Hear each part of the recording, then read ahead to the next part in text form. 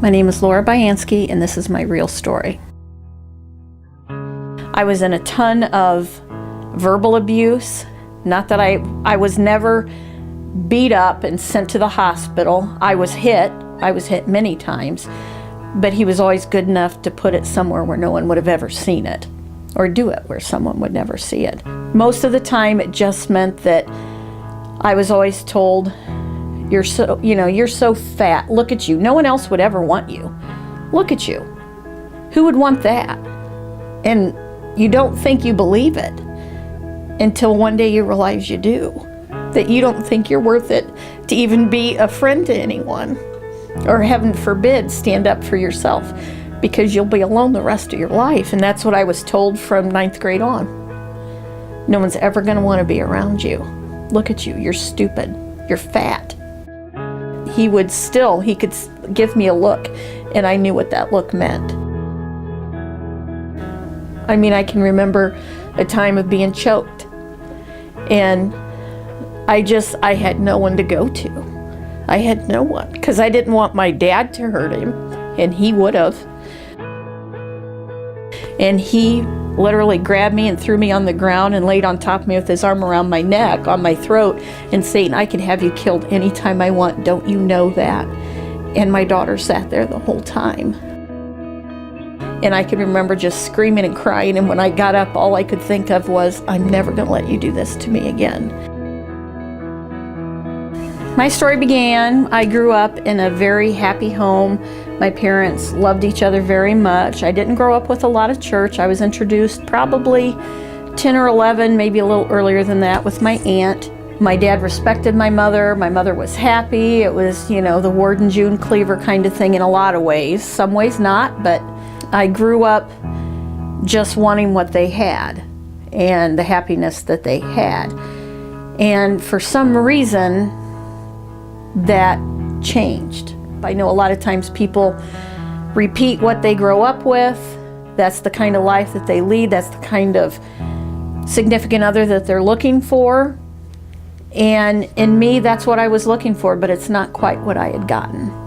Whenever I got into middle school and I met my future husband at the time, my first husband, I was just enthralled by him. He was the only one I ever wanted to date early. I mean, it was the end of 8th grade. He asked me to go with him. I can remember that I was so thrilled. I was so excited. Before school was out, there was a kid that sat with us in math class. He sat behind me, and he was a real jokester. He was a very funny kid. To me, he had me laughing and joking around, and I remember my boyfriend getting very angry with me. Very angry. You're flirting with him, you like him, you don't like me enough, and you shouldn't be talking to him and stuff. And so I quit talking to the other guy.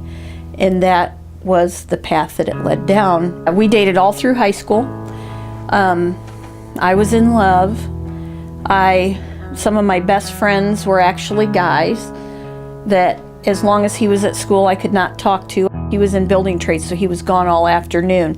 And it was like a gift to me.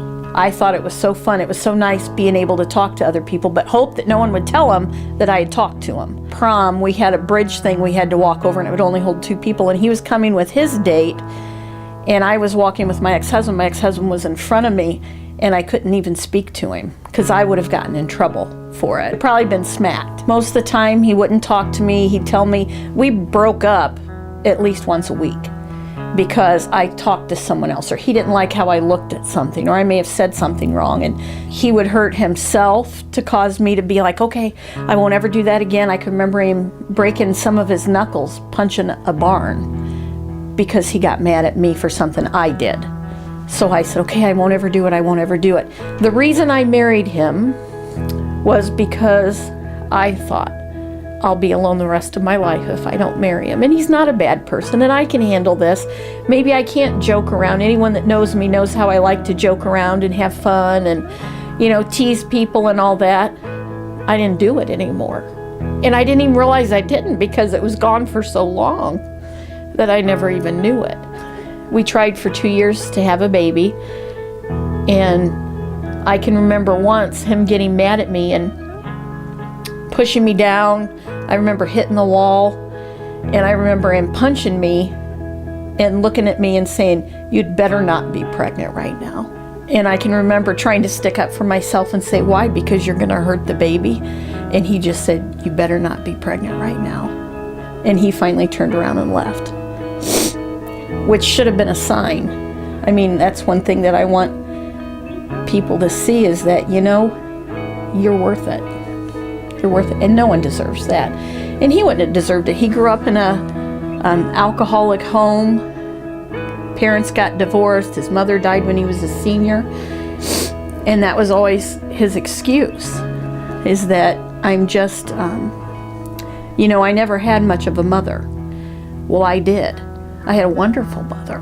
And he adored her, but I think he was always jealous that I had the life that he would have wanted. We were together, let me think. I think I was 14 and I was 28 when we split up.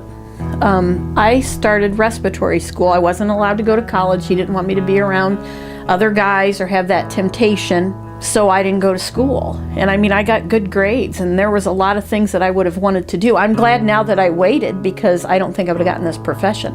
My sister came over one time, and he and I were arguing, and I remember my oldest daughter just grabbing her ears and just yelling, "Stop fighting, stop fighting, stop fighting." And my sister had to leave, because I think she may have taken my daughter with her.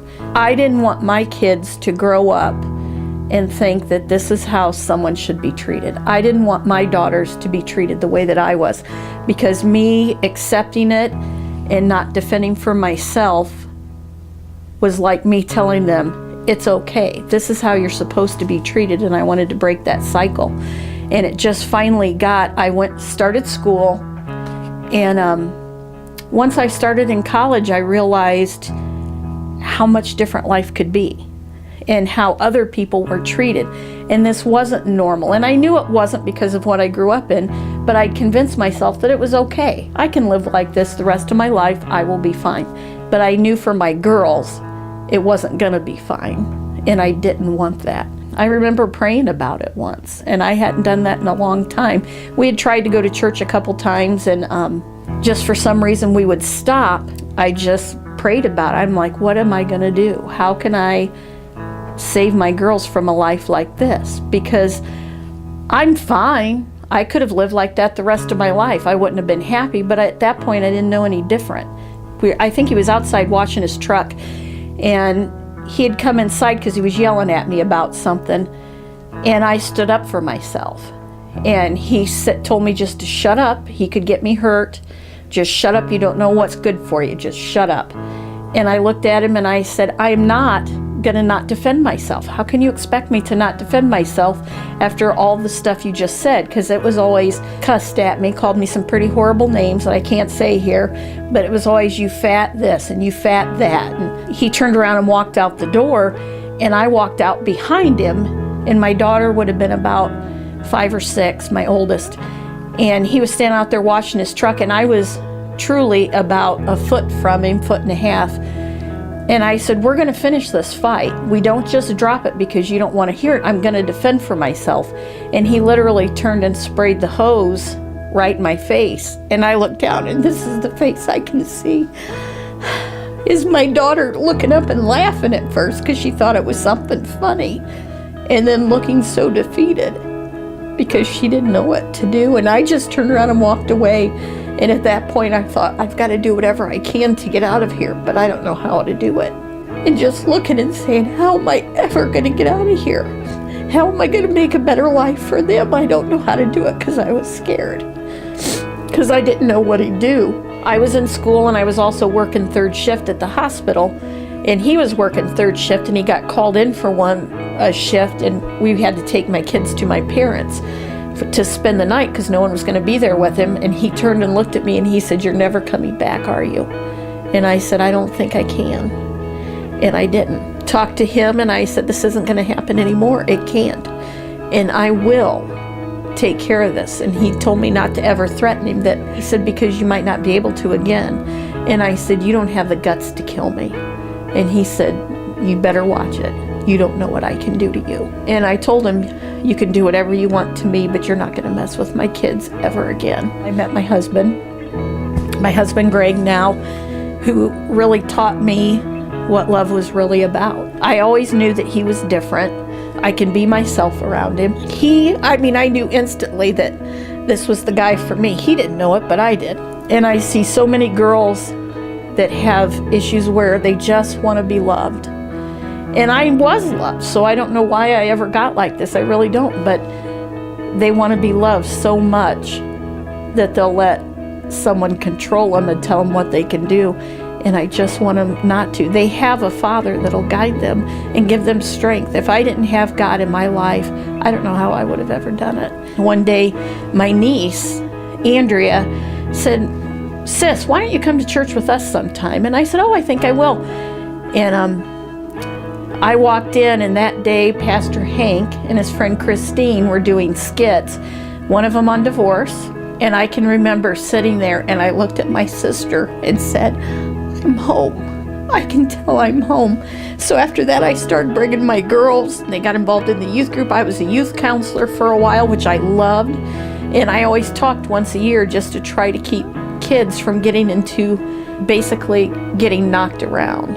I mean, I was hit, and I was hit pretty good sometimes, and I was scared of that. I have to deal with the leftover stuff from inside, all the stuff I was told forever. It took a long time for me to feel like, to realize that God loved me no matter what. And God loved me whether I was fat or whether I was in a bad mood that day. And that it took a while, after I started going to church and reading more of the Bible and what God says, and because I think I had always thought, no matter who you were, that I wasn't good enough.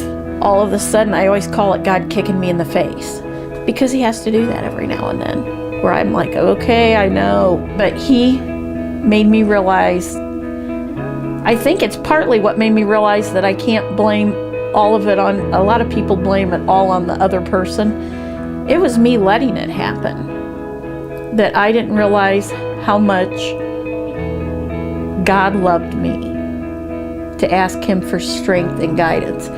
I just tried to do it all myself. I just always emphasized to myself, God did not make crap, Laura. And God loves you just how you are, because this is where you're supposed to be right now.